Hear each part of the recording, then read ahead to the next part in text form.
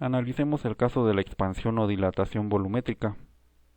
Este tipo de dilatación térmica se va a presentar en objetos donde las tres dimensiones son relevantes, es decir, son importantes tanto la longitud como el ancho y la altura. Tenemos entonces objetos donde su principal dimensión es el volumen. En la figura tenemos representado un objeto con forma de esfera. Esta esfera va a estar a una cierta temperatura inicial y va a ocupar un volumen determinado, en este caso 9 unidades. El cambio de temperatura es igual a 0, dado que no hemos simulado ningún tipo de variación en la temperatura. La fórmula que tenemos aquí nos dice cómo vamos a calcular el volumen final para una cierta variación de temperatura.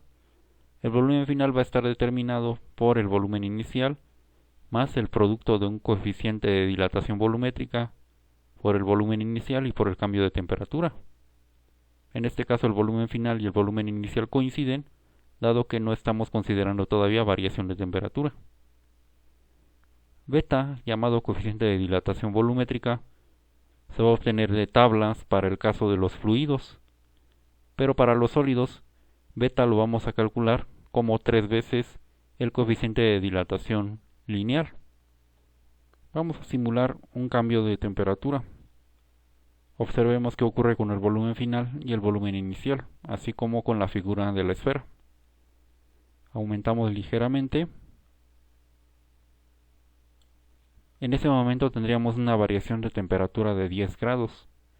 El volumen inicial se mantiene igual, pero el volumen final aumentó ligeramente. En este caso tenemos 9.61 unidades. Seguimos aumentando la temperatura. Observamos que la esfera va aumentando su volumen. Para un cambio de temperatura de 65 unidades, el volumen final ya es de 13.32 unidades. La expansión sería la diferencia de este volumen final menos el volumen inicial, en este caso 4.32 unidades. Una forma en la cual podemos calcular la expansión es también con el producto de beta por el volumen inicial por la variación de temperatura. Esto que está aquí corresponde a la expansión. Seguimos aumentando la temperatura hasta un cierto límite.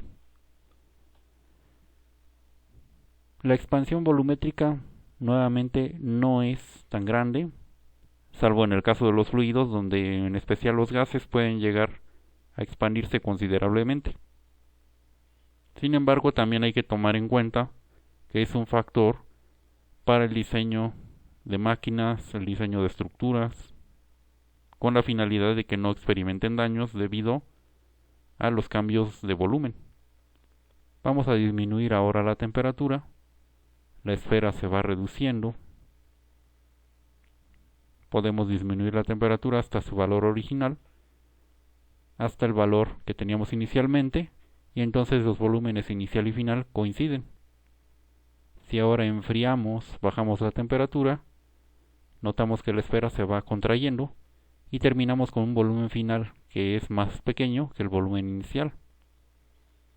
Cuando hablemos de dilatación o expansión volumétrica, vamos a incluir ambos casos, ya sea que el volumen aumente o el volumen disminuya, de acuerdo con lo que ocurra con la temperatura. Si la temperatura aumenta o bien la temperatura disminuye. Muy bien, pues son los tres tipos de dilatación térmica que ocurren con los materiales o las sustancias. Posteriormente revisaremos algunos ejemplos donde vamos a ver cómo calcular la expansión en cada uno de los casos.